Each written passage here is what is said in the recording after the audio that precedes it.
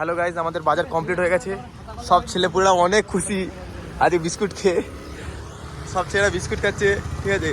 সকাল থেকে কিছু খায়নি ছেলেপুলেরা, সবার হাতে বিস্কুট, আমার হাতে একটা বিস্কুট আছে, ঠিক আছে। কেমন লাগছে তোমাকে বিস্কুট খেয়ে আজকে? আমি ভাবলাম মরে গেলে আমার বেঁচে উঠছি না।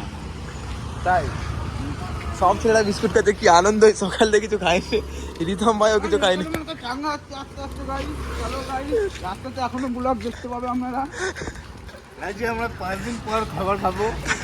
খানকি ছেলের মুড়ি, এখানে ঠান্ডা বাজে খানকি বেটা পুরি।